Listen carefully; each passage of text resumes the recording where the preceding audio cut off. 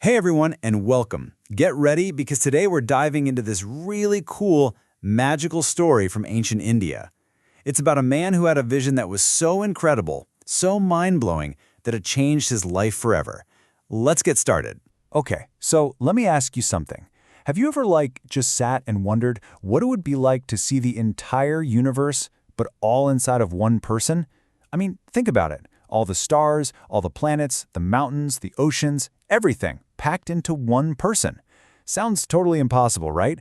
Well, you're not going to believe this, but our story today is about someone who saw exactly that. All right, so let's meet the star of our show. His name is Akru, and our story starts with him doing something totally normal. He's just taking a bath in this really special sacred river called the Yamuna. It seems like just a regular, peaceful day, but trust me, something absolutely amazing is about to happen. See, Akru wasn't just, splashing around and having fun. As he was standing there in the water, he started to say this very special prayer. He was praying to Lord Krishna, someone he really looked up to. And it was this prayer, this one moment, that was the key to unlocking the incredible vision he was about to have. And as he was praying, it was like, bam! This huge idea just hit him. He suddenly got it. He realized that Krishna wasn't just some person. He was the source of everything, the reason for everything in the whole universe. He was so blown away by this idea that he just bowed his head down and said these words, Nata Asmi Aham. And that is our very first Sanskrit phrase. It's Namaste Asmi Aham. Let's try saying it together. It's pretty cool. Ready? Namaste Asmi Aham. One more time. Namaste Asmi Aham. It's a really beautiful way of saying, I bow down to you. It shows so much respect. So then, Akru's vision showed him how everything was created, step by step. It's awesome. So first, you have Krishna. Then, right from his navel, this giant, beautiful lotus flower starts to grow. And sitting right on that lotus, Lord Brahma. And from Lord Brahma, boom, the entire world, everything we see, is born. It's kind of like a giant cosmic family tree, isn't it? But the vision wasn't over yet. It kept going. Next, Akru saw that it wasn't just him praying. Oh no, he saw all these different kinds of people from all over, and they were all worshiping Krishna, but each in their own special way. Like, he saw some people who are yogis, and they were meditating really quietly. Then he saw others, brahmanas, who were spending their time studying these super old wise books. And others, called Jnanins, were on a quest for knowledge. He even saw people who followed another amazing teacher, Lord Shiva. So many different ways to connect. And watching all these different people, Akru had another whoa moment. He realized that all of their different ways, they were kind of like rivers.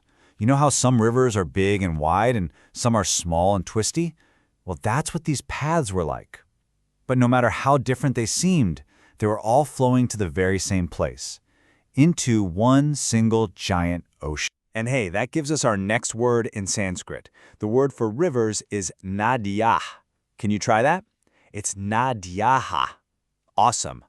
What a perfect word for that idea of all these different paths flowing into one, right? This is exactly what Akru said in his prayer.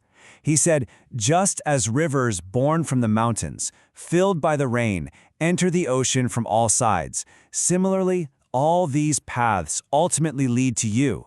Wow, isn't that such a beautiful way of seeing things? It means that no matter what path someone is on, it's important, and in the end, they all lead to the same great place. Okay, but wait. Just when you think this vision couldn't possibly get any bigger or more amazing, it does. It gets huge. I mean, totally mind-blowing. So, what did Akru see Krishna's body turn into? Are you ready for this? Because this part is the most incredible part of the whole story. First, he looked at Krishna's face, but it wasn't a face anymore. No, it became fire, a huge blazing fire full of power and energy. And the Sanskrit word for fire is Agni. Let's say it. Agnihi. Agni. Now here's a fun fact. Does that sound a little bit like the word ignite? That's because it is. The word ignite, which means to start a fire, comes from this very word, agnihi. How cool is that? Next, he looked at Krishna's eye, and his eye became the sun.